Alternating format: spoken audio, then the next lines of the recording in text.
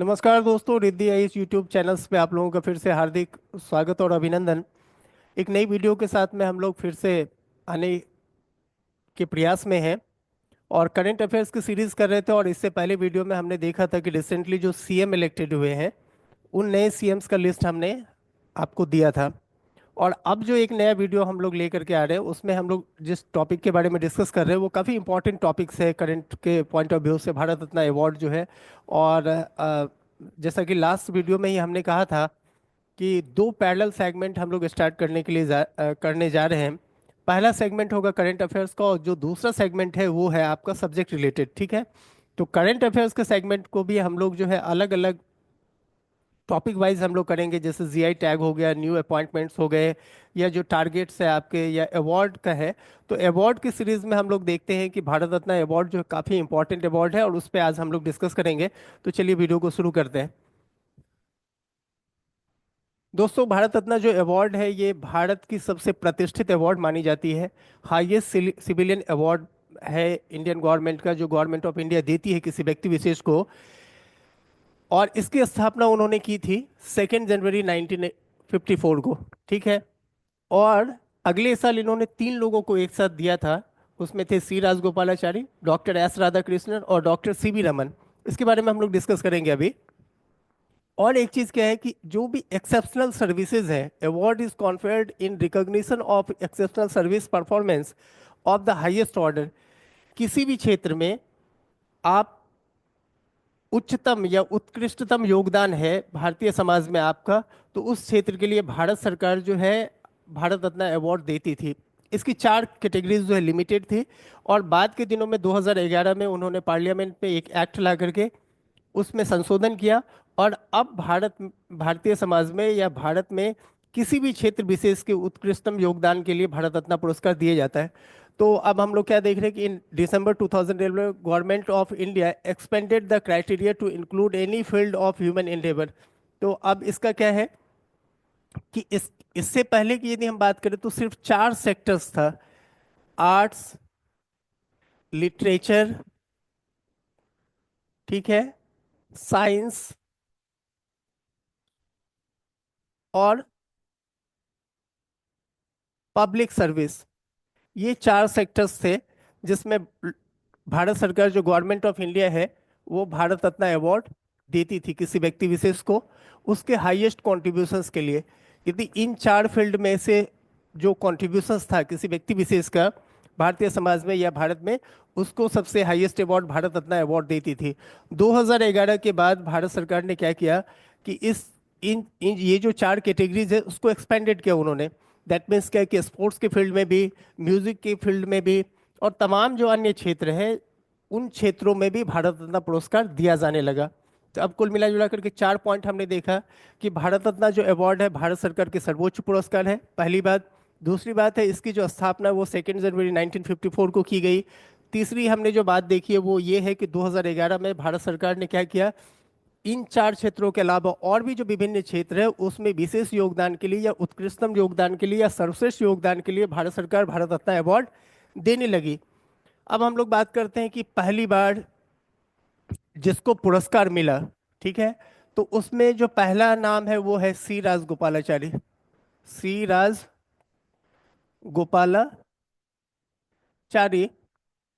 दोस्तों, ये भारत की तरफ से एकमात्र first and last Indian who appointed as governor general of India. आप ये कह सकते हैं कि आज़ादी के बाद जो गवर्नर जनरल का जो पद था उसको भारत सरकार ने क्या किया, खत्म कर दिया और उसकी जगह पे एक पद का निर्माण किया जो प्रेसिडेंट कहलाता है। तो सी राजगोपालाचारी एकमात्र भारतीय है, फर्स्ट इंडियन है और लास्ट इंडियन भी है who elected as a governor general of India. उनको भारत रत्न दिया गया। उसके बाद जो अगले व्यक्ति हैं वो है doctor S Radhakrishnan. Doctor S Radhakrishnan.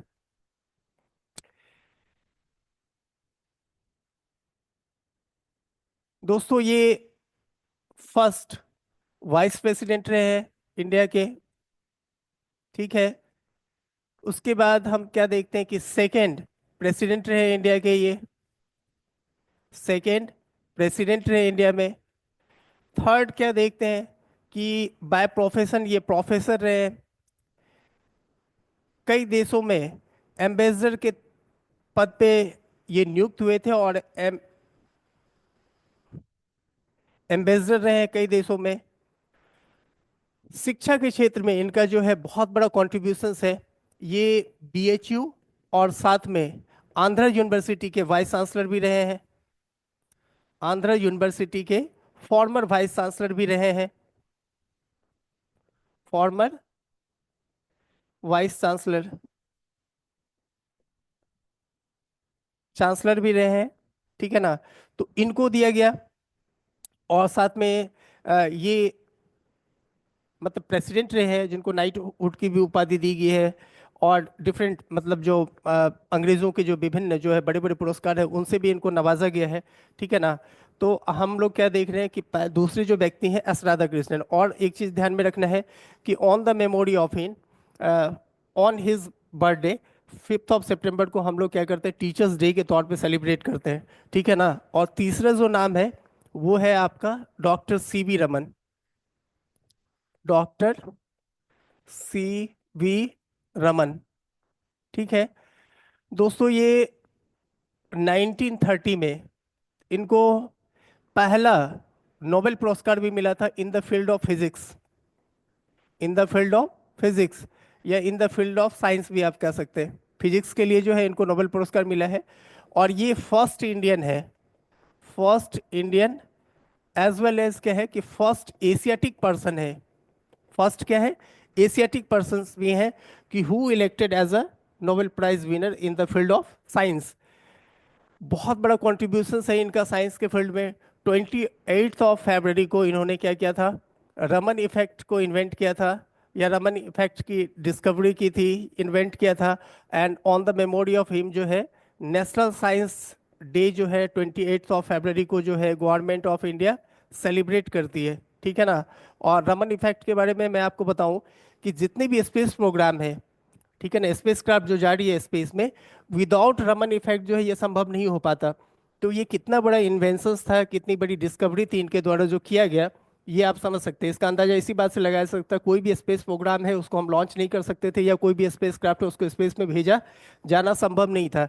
जब रमन इफेक्ट की खोज हुई उसकी उसी के बाद ये संभव हो पाया कि स्पेस प्रोग्राम वगैरह लॉन्च होने लगे स्पेस क्राफ्ट या डिफरेंट टाइप के जो सैटेलाइट वगैरह है वो लॉन्च होने लगे। तो और 28 फरवरी को उन्होंने इसको खोजा था और इसीलिए क्या करती है गवर्नमेंट ऑफ इंडिया जो है नेशनल साइंस डे जो है सेलिब्रेट करती है। और इसके अलावा जो है इनको कई सारे पुरस्कार मिले हुए हैं। ठीक है ना। 1957 में लेनिन पीस प्राइज भी इनको मिला था। लेनिन पीस प्राइज भी इनको मिला है। ठीक है। Lenin peace prize. ठीक है। तो अब हम क्या देखते हैं कि 1955 में तीन लोगों को एक साथ नोबेल पुरस्कार दिया गया। पहला व्यक्ति कौन था सीवी रमन। दूसरा दूसरा व्यक्ति कौन था doctor S Radhakrishnan. S Radhakrishnan Krishnan. और नेक्स्ट जो थे वो क्या थे डॉक्टर सीवी रमन। ठीक है ना। सीवी रमन। ये तीन लोगों को एक साथ दिया गया ये घटना है 1955 की। अब इसका आगे बढ़ते हैं हम लोग। अब यदि बात करें आप 1958 की तो 1958 में डी के कर्वे। डी के कर्वे जो है इनको भारत रत्न अवार्ड दिया गया। और भारत रत्न अवार्ड दिया गया। और ये ओल्डेस्ट रेसिपिएंट है। ओल्डेस्ट क्या है रेसिपिएंट है जिसको भारत सरकार ने अब तक मतलब ये 1858 में इनका जन्म हुआ था। और 1958 में इनको जो है ये भारत रत्न दिया गया है। मतलब 100वां जो जन्मदिन था उनका उस ओकेजन्स पे जो है इनको क्या किया गया है भारत रत्न दिया गया है। तो ये ओल्डेस्ट रेसिपिएंट है मतलब बुजुर्ग हैं वयोवृद्ध हैं जिनको सरकार ने भारत रत्न पुरस्कार दिया था। ठीक है ना। अभी तक जितने भी कैटेगरीज है, टोटल 53 लोग हैं जिनको भारत रत्न पुरस्कार दिया गया है। आउट ऑफ दीज 53 पीपल्स, ये जो है ओल्डेस्ट रेसिपिएंट है, ओल्डेस्ट पर्सनैलिटीज है जिनको कि भारत रत्न पुरस्कार 1958 में दिया गया। अब आगे जो एक डेट आता है वो आता है 1966 का। 1966 में भारत सरकार ने क्या किया, लाल बहादुर शास्त्री को, लाल बहादुर शास्त्री को भारत रत्न अवार्ड दिया। और पॉस्थुमसली, मरणोपरांत जो है, मरणोपरांत भारत रत्न प्राप्त करने वाले ये पहले व्यक्ति थे। ठीक है। हमने तीन चीजें अभी तक देखी है। पहला, हमने देखा कि 1955 में तीन लोगों को एक साथ भारत सरकार ने भारत रत्न पुरस्कार दिया। 1958 का डेट देखा हमने कि जिसमें डी के करबे जो ओल्डेस्ट रेसिपिएंट है उनको भारत रत्न पुरस्कार दिया गया। अगला डेट आता है 1966 का। मरणोपरांत जो है लाल बहादुर शास्त्री जो फॉर्मर प्राइम मिनिस्टर्स थे उनको भारत रत्न दिया गया। और वो पहले व्यक्ति थे जिनको मरणोपरांत जो है भारत रत्न पुरस्कार से नवाजा गया 1966 में। ठीक है। अब अगली डेट की बात करते हैं हम लोग 1987 की। 1987 में खान अब्दुल गफार खान, खान अब्दुल गफ्फार खान को दिया गया। ठीक है। ये पहले फॉरेनर है, ये पहले फॉरेनर है जो नोबेल भारत रत्न पुरस्कार प्राप्त किए। ठीक है। और इनको फ्रंटियर गांधी भी कहा जाता है, सीमांत गांधी भी कहा जाता है। और जो खैबर पख्तूनख्वा वाला जो इलाका है पाकिस्तान का, वहाँ से संबंधित है ये। और गांधी के अनन्य भक्त थे, डिसिपल थे। और गांधी के अच्छे फॉलोअर्स में से, डेडिकेटेड फॉलोअर्स में से एक माने जाते हैं ये। और इन ये पहले फॉरेनर हैं जिनको ये सम्मान प्राप्त हुआ है 1987 में। ठीक है। एक्चुअली कांग्रेस की स्थापना 1886 में हुई थी। ठीक है, सॉरी 1885 में हुई थी। और इसके बाद 100 साल के सेलिब्रेशंस में जो है कांग्रेस ने जो अपनी मीटिंग कॉल की थी उसमें एकमात्र ये वयोवृद्ध नेता थे, कांग्रेस के जो सदस्य थे जो जीवित थे। और उसको उन्होंने क्या किया था कि भारत रत्न पुरस्कार से नवाजा और उनको सम्मानित किया, आमंत्रित किया। यहाँ पे इस सम्मेलन में कांग्रेस ने अपने सम्मेलन में आमंत्रित किया और उनको भारत रत्न सम्मान से नवाजा। ठीक है। अगला दोस्तों एक डेट आता है 1990s का। इसमें नेल्सन मंडेला, नेल्सन मंडेला दूसरे फॉरेनर है, सेकेंड फॉरेनर है जिनको कि ये पुरस्कार क्या है, दिया गया। सेकेंड फॉरेनर है। ठीक है। और उनके बारे में भी आपको पता होना चाहिए कि 27 ईयर्स उन्होंने क्या किया, रंग भेद और नस्ल भेद के खिलाफ में इन्होंने अंग्रेजों से लड़ाई लड़ी। और जो अपार्थाइड मूवमेंट है वो उनके द्वारा चलाया गया। और साउथ अफ्रीकन गांधी उनको कहा जाता है, गांधी के बहुत बड़े फॉलोअर्स में से एक थे। और उसको भारत सरकार ने क्या किया है, सम्मान दिया। ठीक है। और एक और है इसमें जो उसको भी मैं मेंशन कर देता हूँ कि 1980s में भारत सरकार ने मदर टेरेसा को भी दिया था, मदर टेरेसा को भी भारत रत्न सम्मान दिया था। लेकिन आपको ध्यान देने वाली बात ये है कि ये आपको न्यूट्रलाइज सिटीजन्स के कैटेगरीज में आती है। न्यूट्रलाइज सिटीजन्स मतलब वो ऐसा सिटीजन्स जो भारत की भी नागरिकता ले रखा है, ऑलरेडी जो है दूसरे देश की भी नागरिकता जो है उसे प्राप्त है। तो न्यूट्रलाइज सिटीजन्स की कैटेगरीज में से ये है। तो जब भी पहले फॉरेनर्स की बात आएगी, पहले विदेशी नागरिक की बात होगी जिसे भारत रत्न पुरस्कार दिया गया, उसमें आपका आंसर क्या होना चाहिए, खान अब्दुल गफार खान। ठीक है। अब आगे हम लोग बढ़ते हैं कि इस साल भारत सरकार ने जो है किन किन व्यक्ति को जो है भारत रत्न पुरस्कार दिया है। तो उसमें 5 नाम है। ठीक है ना। उन 5 नामों में से जो पहला नाम है वो है आपका पीवी नरसिम्हा राव, पीवी नरसिम्हा राव, नरसिम्हा राव। ये फॉर्मर प्राइम मिनिस्टर रहे हैं इंडिया के, फॉर्मर पीएम ऑफ इंडिया रहे। पहला चीज, एलपीजी की शुरुआत जो है, लिबरलाइजेशन, प्राइवेटाइजेशन और ग्लोबलाइजेशन की जो शुरुआत है, उन्होंने उसको स्टार्ट किया था। ठीक है ना? Started,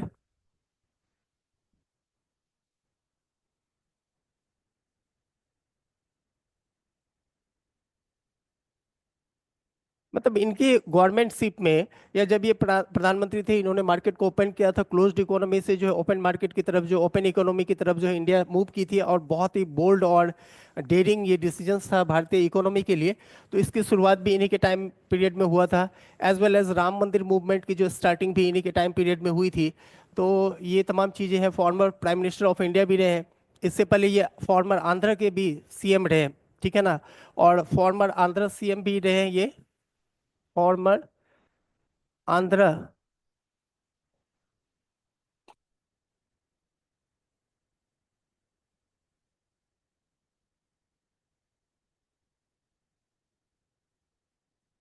farmer Andhra Pradesh CM भी रहे हैं।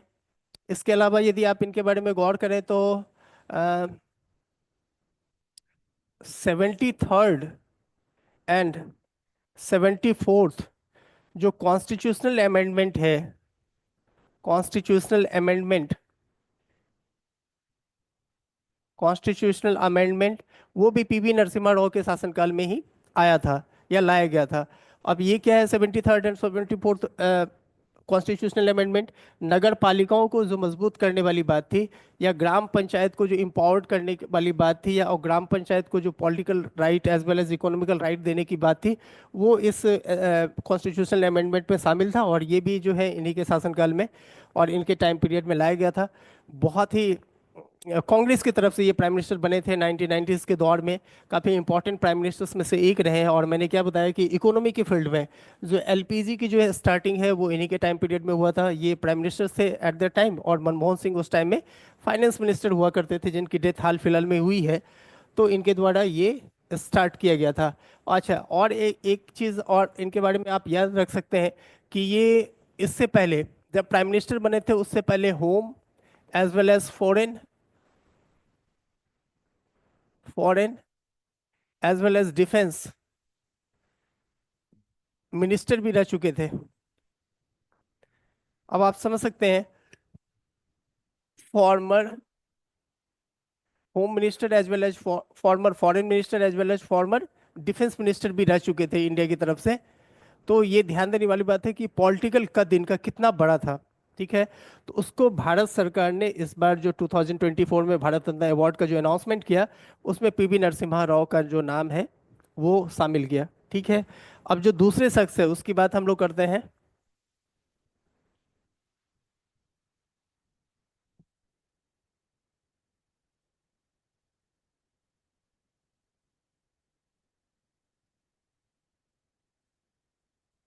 अब दूसरा शख्स जो है वो है चौधरी चरण सिंह। चौधरी चरण सिंह, चरण सिंह। दोस्तों, ये फॉर्मर चीफ मिनिस्टर रहे हैं, former CM of UP. 2 times ये यूपी के चीफ मिनिस्टर रहे। ठीक है ना? 1967 to 68, as well as again in 1970। तो ये 2 बार यूपी के चीफ मिनिस्टर्स रहे, पहला चीज। दूसरा चीज क्या है कि former prime minister of India रहे हैं ये, former prime minister of India. ठीक है ना? ये ध्यान रखने वाली बात है। और जो इनका जो जन्म है 23rd ऑफ दिसंबर, इनका जन्म हुआ था ऑफ 23rd ऑफ दिसंबर 1902 को। ठीक है?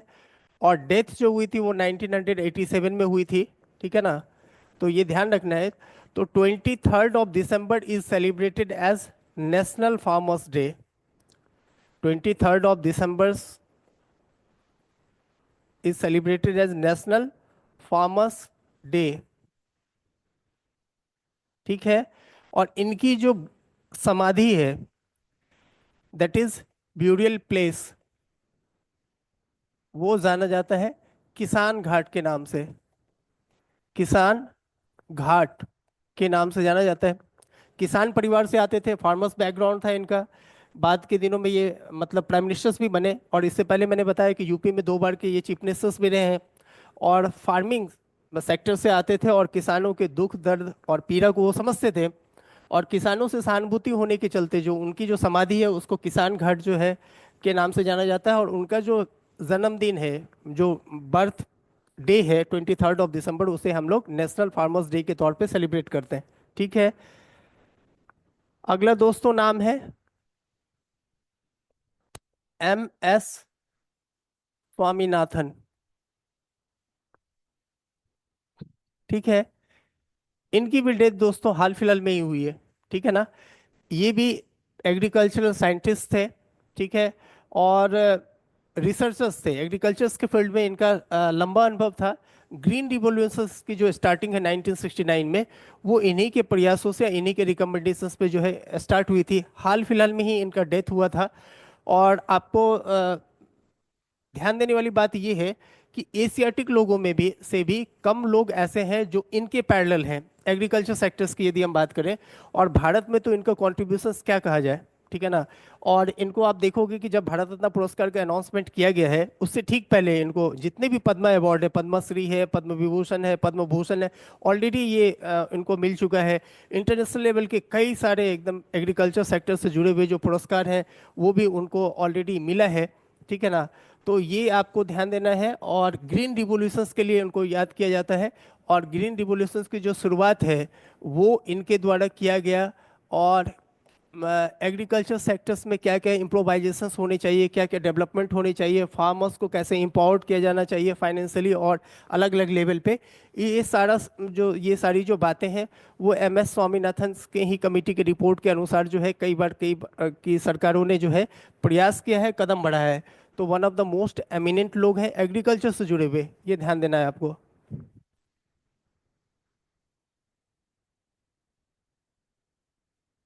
ठीक है। अगला नाम है दोस्तों कर्पूरी ठाकुर का। कर्पूरी ठाकुर। ठीक है। इनका संबंध जो है दोस्तों बिहार से है। बिहार के फॉर्मर CM रह चुके हैं, फॉर्मर डिप्टी CM रह चुके हैं, 2 टाइम्स के CM रह चुके हैं। ठीक है ना। और सोशलिस्ट लीडर, एक समाजवादी नेता थे ये। ठीक है ना। समाजवादी क्या है, नेता थे। और साथ में नॉन कांग्रेसी गवर्नमेंट जो फर्स्ट कोई गवर्नमेंट बनी है पूरे हिंदुस्तान में, उसमें से ये पहले व्यक्ति हैं। कांग्रेस के अगेंस्ट में कहीं भी किसी भी राज्य में, भारत के किसी भी राज्य में किसी सरकार की जो स्थापना हुई थी, उनमें से कर्पूरी ठाकुर का नाम लिया जाता है कि ये पहले नॉन कांग्रेसी CM है बिहार के। 2 बार CM रहे हैं, एक बार डिप्टी CM रहे हैं। साथ में क्या है कि मुंगेरी लाल कमीशन का जो रिपोर्ट है, OBC रिजर्वेशंस को जो लागू किया है, बिहार पहला राज्य था। और साथ में ये जो चीफ मिनिस्टर है कर्पूरी ठाकुर, ये पहले व्यक्ति थे जिन्होंने OBC रिजर्वेशंस की वकालत की थी। अपने राज्य में अपने शासनकाल में OBC रिजर्वेशंस को लागू किया था, रेगुलेट किया था। ये ध्यान देने वाली बात है। ठीक है ना। और जबकि हम बाद के दिनों में देखते हैं कि सेंट्रल लेवल पे जो OBC रिजर्वेशंस की जो शुरुआत है, इसका जो प्रारंभ है, वो काफ़ी बाद आगे चल करके होता है। लेकिन शुरुआती दौर में जो ये जो कर्पूरी ठाकुर है, उन्होंने ही अपने यहाँ जो है मुंगेरी लाल कमीशन की रिपोर्ट को जो गठित हुई थी OBC रिजर्वेशंस को लेकर के, उसको उन्होंने लागू किया। और OBC रिजर्वेशंस को अपने राज्य में इसको लागू किया। ये ध्यान देने वाली बात है इनका। ठीक है। और नेक्स्ट और लास्ट जो है वो है LK आडवाणी। LK आडवाणी। दोस्तों, जिस बीजेपी की केंद्र में आज के डेट में सरकार है, और आप ये देखेंगे कि मतलब नियर अबाउट 75-80% इंडिया पे जो है आज के डेट में बीजेपी की सरकार है। चाहे वो सेंट्रल लेवल की बात करें या स्टेट लेवल की बात करें, कुछ एक राज्य ही है जहाँ पे बीजेपी की सरकारें नहीं है। इवन कि जब नॉर्थ ईस्ट में जब बीजेपी का कहीं खाता नहीं खुला था, आज के डेट में आप देखोगे कि नॉर्थ ईस्ट के भी जितने भी राज्य हैं, सब जगह बीजेपी जो की ही जो है सरकारें ऑलरेडी बन चुकी है। लेकिन ये बीजेपी जब स्टार्ट हुई थी 1980s में, इसकी स्थापना हुई थी, उस समय बीजेपी ऐसी नहीं थी। लेकिन आप ये कह सकते हैं कि उसमें यदि सबसे ज़्यादा मैक्सिमम या कंट्रीब्यूशन किसी एक व्यक्ति का है तो वो LK आडवाणी थे। 1980s के जो फाउंडिंग मेंबर्स है बीजेपी के, उसमें अटल बिहारी वाजपेयी, LK आडवाणी और मुरली मनोहर जोशी, ये तीनों को फाउंडिंग फादर कहा जाता है बीजेपी का। और इससे पहले की जब बात करें तो ये जनसंघ के नेता थे, जनसंघ से जुड़े हुए थे, आरएसएस के ये मेंबर हैं, फॉर्मर मेंबर रह चुके हैं। फिर उसके बाद जब अटल बिहारी वाजपेयी की सरकार बनी थी तो ये डिप्टी प्राइम मिनिस्टर्स भी रहे थे, as well as home minister भी, former home ministers of India भी ये रहे हैं। ठीक है ना। तो ये तमाम चीज़ें हैं, तो इनका भी कंट्रीब्यूशन, ह्यूज कंट्रीब्यूशन है बीजेपी के लिए। ठीक है ना।